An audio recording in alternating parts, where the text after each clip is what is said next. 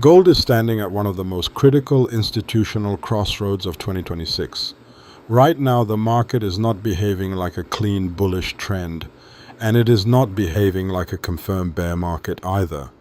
What we are witnessing is something far more dangerous, a professional liquidity war. As of May 12, 2026, institutional analysts across Elliott Wave, Smart Money Concepts, Wyckoff, and live execution models are all pointing toward the same conclusion. Gold is trapped inside a massive institutional compression phase before the next major expansion move. The current battlefield for XAUUSD lies between $46.20 and $47.80. Inside this range, smart money is aggressively engineering liquidity. Every breakout is being questioned, every rally is being tested, every panic sell-off is being hunted, and this is exactly where most retail traders lose money. Let us begin with the larger macro structure.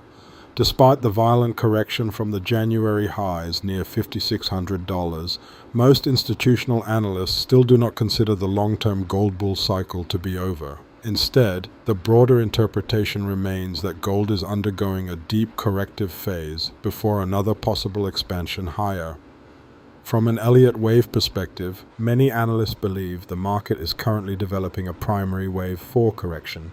This correction may still evolve as a zigzag, a flat, or even a complex WXY structure.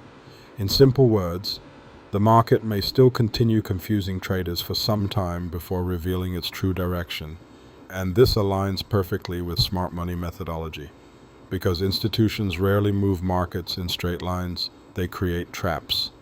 They create false hope, they create fear, and most importantly, they create liquidity. Now let us discuss what institutional traders are seeing inside current price action. One of the biggest observations repeated across multiple professional trading streams today was this. Gold is showing repeated liquidity sweeps. Price pushes above highs, only to reject sharply. Price breaks below lows, only to recover immediately afterward. This is not random behavior. This is classic liquidity engineering. Institutions are forcing emotional traders into bad entries before reversing price. And there is another important warning sign visible right now. Effort versus result imbalance. Many bullish candles are appearing with strong volume and aggressive movement. But continuation is weak. This is a classic VSA warning signal. In professional trading language, this can indicate no demand, upthrust behavior, or hidden distribution near premium pricing. In other words, the market may appear bullish temporarily, while institutions quietly unload positions into retail buying pressure. Now let us discuss the most important technical zones institutions are watching today. The first major resistance cluster sits between $47.30 and $47.80. This is currently acting as a premium pricing zone. Repeated rejection has been seen from this area. If gold successfully accepts above this region with strong volume and continuation, then the probability of a renewed bullish expansion rises significantly. But below the market, another critical area exists.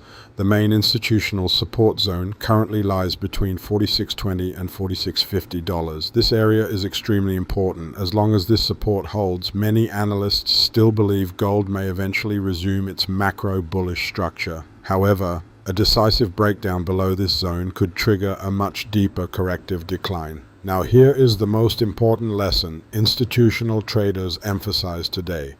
Do not trade the first breakout. I repeat, do not trade the first breakout, because the current market environment is designed to trap emotional traders. Instead, professionals are waiting for a specific sequence. First, liquidity sweep, then displacement, then retest, and only after confirmation, expansion. This is how institutions operate, not through emotional entries, not through fear, and definitely not through blind breakout chasing during high volatility events like CPI releases. Another important factor today is macro uncertainty. Markets remain highly sensitive to Federal Reserve expectations, inflation data, bond yields, dollar index movement, and geopolitical instability. At the same time, long-term structural demand for gold remains strong due to central bank accumulation, global financial fragmentation, and continued distrust in fiat currency systems. This is why gold continues behaving as both a risk hedge and a geopolitical protection asset. So, where does all this leave us now? At this stage, institutional consensus appears slightly tilted toward eventual bullish continuation, but only after the market completes its liquidity collection process.